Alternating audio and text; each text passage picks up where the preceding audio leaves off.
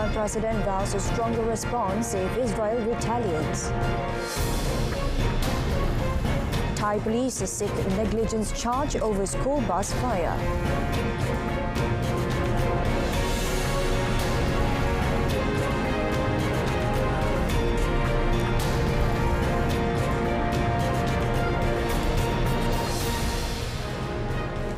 Good afternoon, Salam Malaysia, Madani. This is World Today. I'm Shuhaida Arifin. Iranian President Masoud Pezeshkian warned of a strong response from Tehran to any further Israeli actions against it and sought to rally Asian countries to its side as he visited Qatar on Wednesday. At a joint press conference in Doha with Qatar's Emir Sheikh Tamim bin Hamad Al Thani, Pezeshkian added that if Israel acts in one way against Iran, and Tehran will respond in a more severe way. The president arrived in Qatar a day after Iran fired waves of ballistic missiles at Israel, and Israel stepped up its war with Tehran's proxy Hezbollah by sending troops over the border into Lebanon. Pezeshkian further commented, the United States and European countries should tell Israel not to destabilize the region. Meanwhile, the Qatari Emir told the press conference that Doha would continue its mediation efforts to end the war between Israel and Hamas in Gaza, now nearly a year old. However, the talks have stalled. The Iranian president will also attend a summit of the Asia Cooperation Dialogue Nations in Doha. Now in Syria, two Lebanese nationals, including Hassan Ja'far Qasir, the son-in-law of the late Hezbollah leader, Said Hassan Nasrallah, were killed in an Israeli airstrike on a residence in the Mazeh Western Villas neighborhood of Damascus. Xinhua reported the Israeli strike, which hit the first floor of a three-story building frequented by Hezbollah and Iranian Revolutionary Guard Corps leaders, left 3 people dead. This including 2 non-Syrian, and injured at least 4 others whose identities remain unknown, according to the Syrian Observatory for Human Rights. For its part, the Syrian Defense Ministry said 3 civilians were killed and 3 others injured in the strike. The ministry said the attack was launched from the Israeli-occupied Golan Heights. Israel killed Nasrallah in a powerful airstrike in the Lebanese capital Beirut on 27 September. Wednesday's attack marks the second Israeli airstrike in the area this week. On Tuesday morning, Israeli targeted the site approximately 500 meters from Wednesday's strike, killing 3 people, including a journalist, and injuring 9 others. Meanwhile, explosions were heard and flares were seen across Beirut's skyline early hours today as Israeli strikes hit the Lebanese capital. A security source said it targeted a building in central Beirut's Bakura neighborhood, close to Parliament. The nearest Israeli strikes have come to Lebanon's seat of government. Israel said it conducted a precise airstrike on Beirut. 3 missiles also hit the southern suburb of Dahir. Sickening cycle of escalation in West Asia must stop, especially between Iran and Israel. At the Security Council meeting, UN Chief Antonio Guterres voiced extreme concern with the escalation of the conflict in Lebanon and appealed for an immediate ceasefire. We must never lose sight of the tremendous toll this growing conflict is taking on civilians. And we cannot look away from systematic violations of international humanitarian law. This deadly cycle of tit-for-tat violence must stop. Time is running out, and I thank you. The 15-member council met after Israeli killed the leader of Lebanon's Hezbollah and began a ground assault against the group, and Iran attacked Israel in a strike that raised fears of a wider war in the West Asia. More than 1,000 people have died since last week in the fighting. Earlier on Wednesday, Israel's foreign minister said he was barring Guterres from entering the country because he had not unequivocally condemned Iran's missile attack on Israel. He considered that anyone who is unable to categorically condemn Iran's attack on Israel is not worthy of stepping on Israeli soil.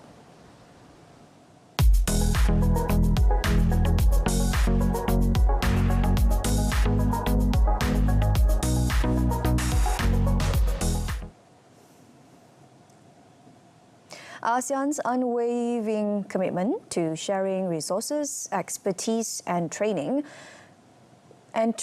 will propel it to become the world's most formidable economic bloc. Ambitious yet achievable, the development of more sustainable and technologically advanced cities aligns seamlessly with the ASEAN Community Vision 2045. Sharing resources, expertise and training will make ASEAN the world's strongest bloc. Delilah Kadeh files the report. The cooperation is carried out in accordance with the agenda of economic integration and urban development. Participation in the ASEAN Economic Community increases the region's competitiveness and fosters equitable economic development. Dari segi pembangunan ekonomi hijau dan sebagainya, ASEAN telah membangunkan 3 pelan utama. Yang pertama adalah framework on circular economy for EEC untuk tahun 2023. Yang kedua adalah ASEAN Strategy on Carbon Neutrality, dan yang ketiga adalah ASEAN Blue Economy Framework. Intra-ASEAN cooperation in smart city development facilitate the resolution of financial, labour, technological and experience challenges. It indirectly fulfills the needs of the local community. Satu aspek yang kita lihat di negara-negara ASEAN adalah dalam banyak hal pentadbiran kerajaan tempatan ni dengan kerajaan pusat mereka adalah baik. Dari segi itu saya fikir kerjasama untuk mengeratkan lagi persefahaman antara bandar-bandar ini akan lebih terancang dan boleh fokus ke arah mencapai matlamat ASEAN Smart Cities itu. With continuous effort, ASEAN will not only achieve Visions 2045, the current sustainability will also make this region an economic power by 2030. Through the ASEAN Community Visions 2045, member states are working together to enhance connectivity, build sustainable infrastructure and drive regional economic growth through technology innovations. This vision aspires not just to advance the economy, but also to create a more sustainable and inclusive community for future generations. Delilah Kadir, RTM. The Artificial Intelligence AI Ready ASEAN initiative, aimed at enhancing AI literacy for 5 million youths, educators and parents across the region, has received strong backing from ASEAN Secretary-General Dr. Kau Kim On. The initiative, led by the ASEAN Foundation and supported by a $5 million grant from Google.org, was launched during the AI Opportunity Southeast Asia Forum at ASEAN headquarters in Jakarta on Wednesday. This program will include nationwide AI awareness campaigns and train-the-trainer sessions to assist educators in integrating AI into classrooms and enhancing student skills with resources from the ASEAN Foundation.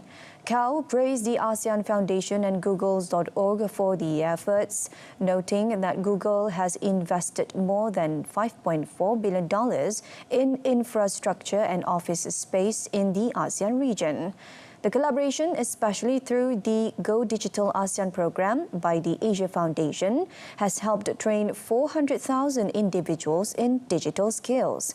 The forum, attended by the President and Chief Investment Officer of Alphabet and Google, Ruth Porat, brought together key regional stakeholders to discuss AI policies and explore their benefits through interactive experience booths. The National Film Development Corporation Malaysia, FINAS, will hold a meeting with film development agencies from ASEAN countries tomorrow to discuss the desire to build a film community among the bloc. FINAS Chief Executive Officer Dato' Azmi Saifuddin Muttalib said the discussion agenda included devising impactful programs as well as discussing policies and incentives to help increase the film market among Southeast Asian countries. Speaking to Bernama, Dato' Azmi said FINAS also want to explore opportunities to organise film festivals that can help expand the market in the ASEAN region. Now, this is in line with the desire of Communication Minister Fahmi Fadil to see more strategic and high-impact programs in the film industry created in line with Malaysia's ASEAN chairmanship next year and the Visit Malaysia Year 2026. Yesterday, Dato' Azmi was also together with Fahmi in a meeting with Busan International Film Festival BIFF Chairman Park Kwang-soo, Korean Film Council COFIC Chairman Han Sang-jun and Busan Cinema Center CEO Kim Jae-hin. Fahmi's three-day working visit to South Korea ended yesterday.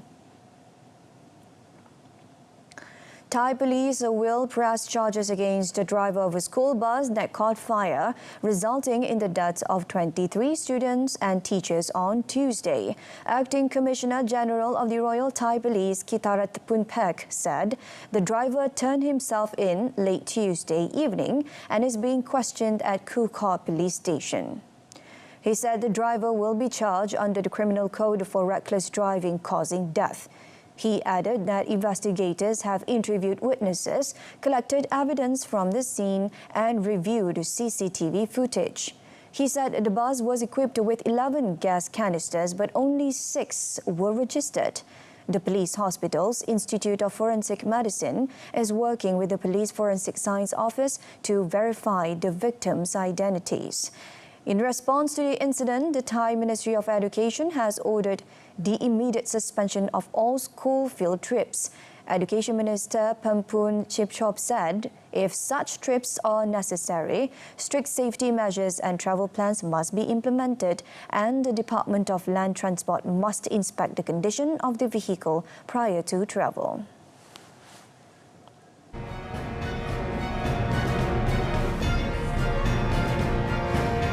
Still ahead, Biden views hailing devastation, 1,000 troops deployed.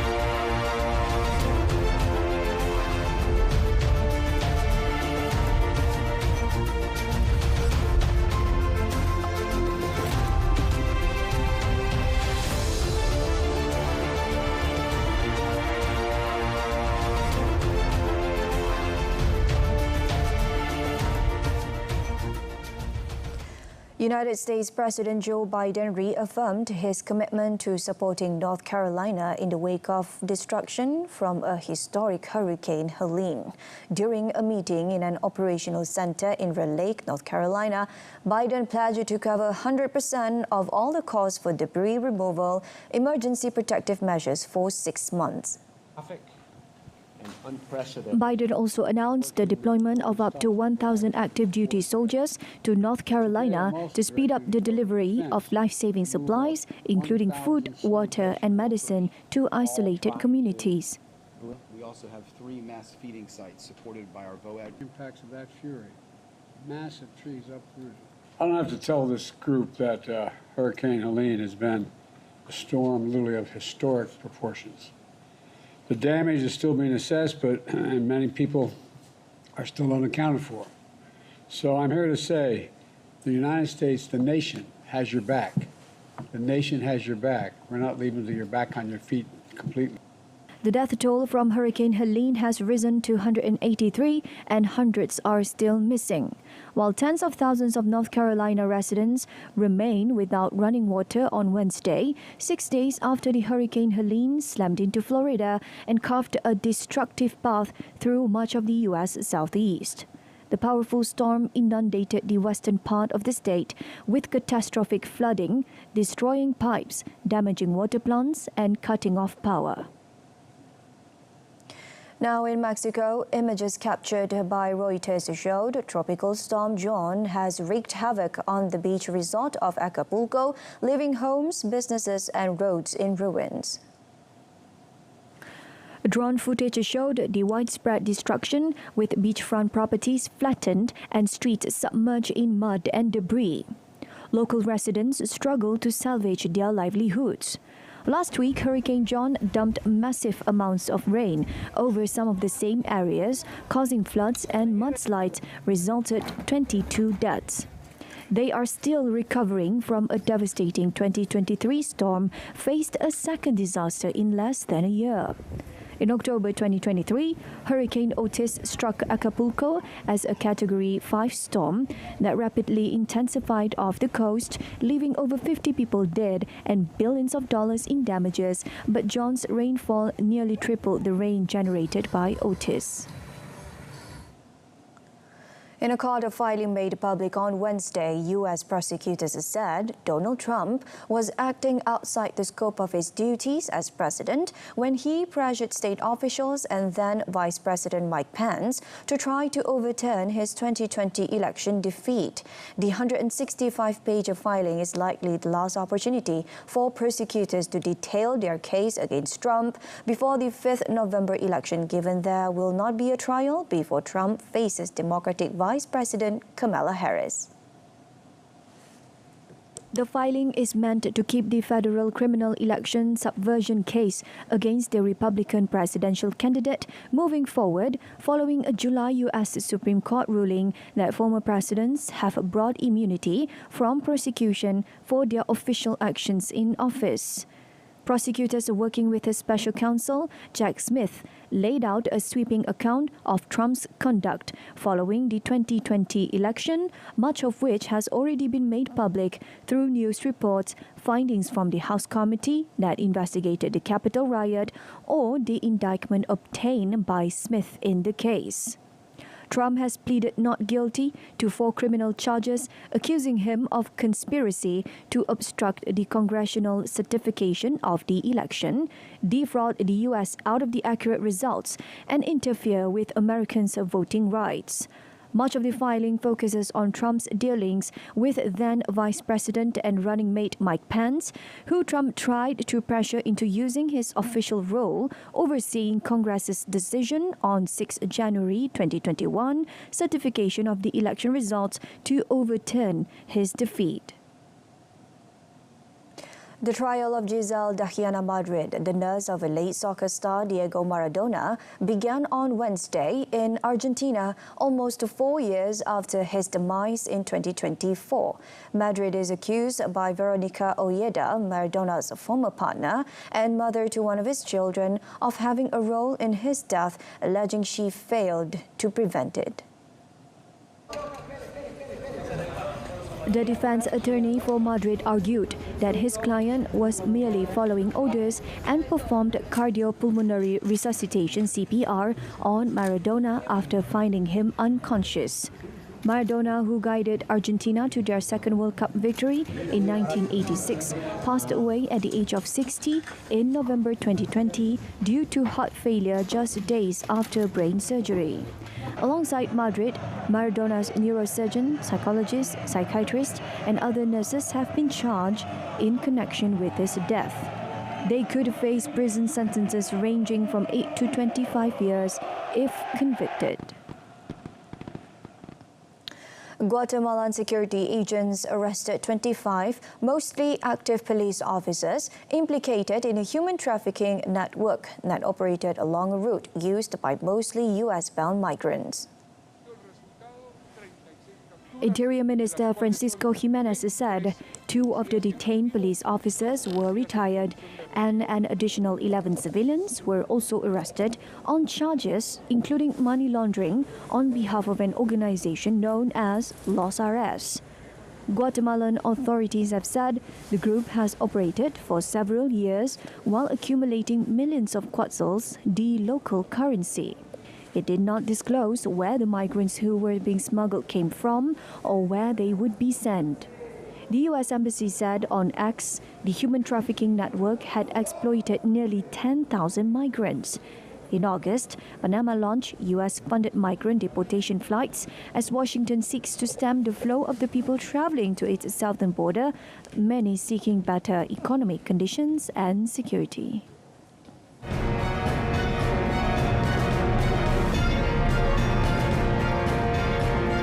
Next up in sports, Real Madrid beaten in Champions League as Villa shock Bayern.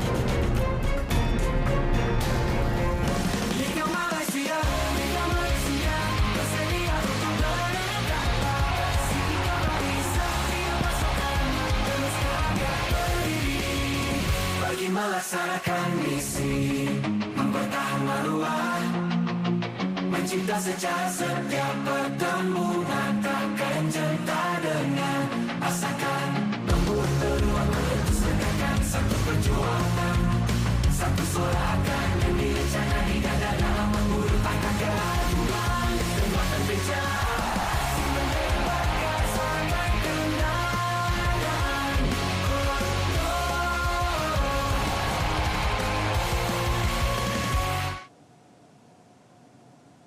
Yokohama F. Marinos bounced back from an opening day humiliation to hand Ulsan HD of South Korea a 4-0 thumping in Japan to put their Asian Champions League elite campaign back on track.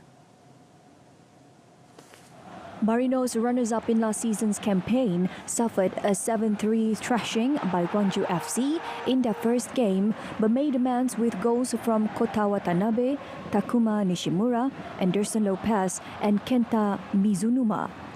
Watanabe put Marinos in front in the 4th minute, slotting in after a cutback by Brazilian winger Elba.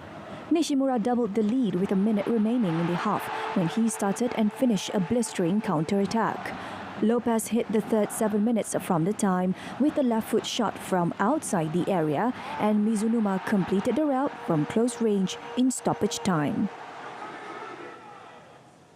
Now in Champions League, holders Real Madrid suffered a shock 1-0 loss to Lille earlier today, while Aston Villa defeated Bayern Munich 1-0 in a repeat of the 1982 European Cup final.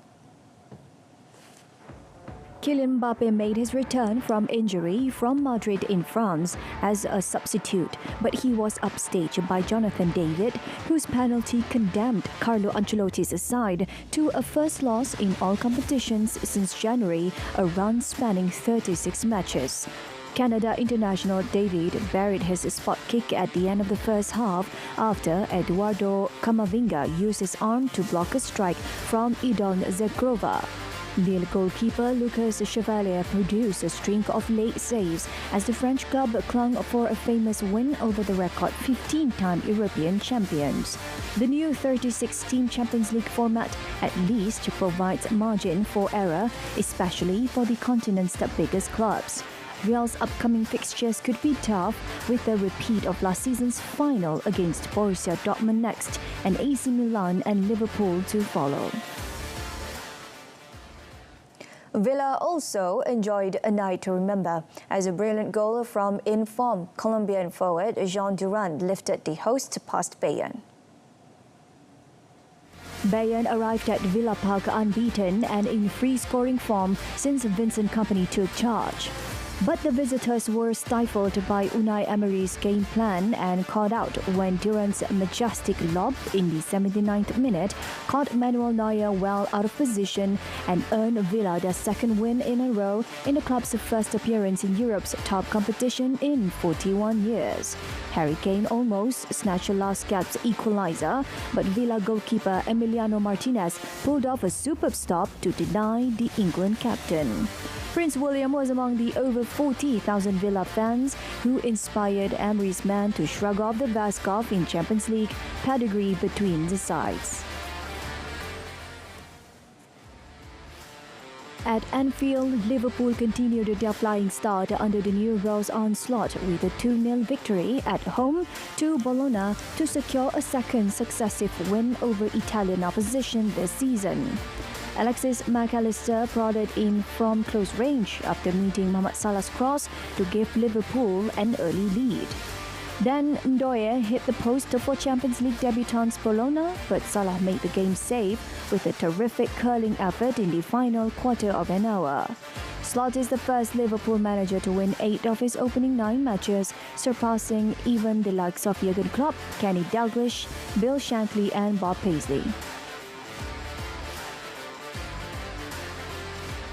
Francisco Conceição, with 8 minutes remaining, claimed 10-man Juventus a 3-2 win at RB Leipzig. Juventus lost 2 players, including captain Gleison Bremer, to injury in the first 12 minutes. They twice fell behind 2 goals from Benjamin Sesko and twice equalized through Dusan Vlahovic, the second of which was a stunner from well outside the box. The visitors were reduced to 10 men after 59 minutes when goalkeeper Michel Di Gregorio handled outside the box but contained to attack until Conceição dribbled into the heart of the Leipzig defense and slotted home. The win keeps Juventus' unbeaten start in all competitions under Thiago Motta alive, while making it 2 from 2 in the Champions League. In tennis, Carlos Alcaraz roared back from a set down to beat world number 1 Jannik Sinner in a thriller and win his first China Open title on Wednesday. The 4-time Grand Slam champion edged a captivating final 6-7, 6-4, 7-6 for his 4th ATP crown of the year and 16th overall. In front of a packed house, Sinner was first to blink, with the second-seeded Alcaraz breaking for a 3-1 lead in the opening set. The Spaniard held easily for 4-1 and had his opponent rattled. Alcaraz, 21, served for the set, but Sinner grabbed a break back when he needed it most. Sinner then saved a set point on his own serve to force the tie break and saved another in the tie break before taking the set at his first opportunity when Alcaraz fired long. It was the first set Alcaraz had dropped all week. The second set was just as tight. Both players saw chances come and go, but they went with the serve until Alcaraz broke for 5-4 before holding to send the final into a third set. The decider again went to a tie break, where Alcaraz finally prevailed on his first match point. In the women's draw, China's Olympic champion Zhang Qiwen survived a scare in defeating the 43rd ranked American Amanda Anisimova 3-6, 6-1, 6-2. Zhang faces Russian 17-year-old Mira Andreeva in the quarterfinals. It kept the home hero on course to meet world number 2 Aryna Sabalenka in a blockbuster last 4 showdown. The top seed kept up her side of the bargain with a ruthless 6-4, 6-3 victory over another American in Madison Keys. US Open champion Sabalenka next plays Karolina Muchova of the Czech Republic. And that wraps up World Today. In our top story, Iran president vows stronger response if Israel retaliates. Tune in to Malaysia Tonight, coming up at 8:30 p.m. on TV1 and saluran Berita RTM. From river to the sea, Palestine will be free. I'm Shuhaida Arifin. Thank you for watching.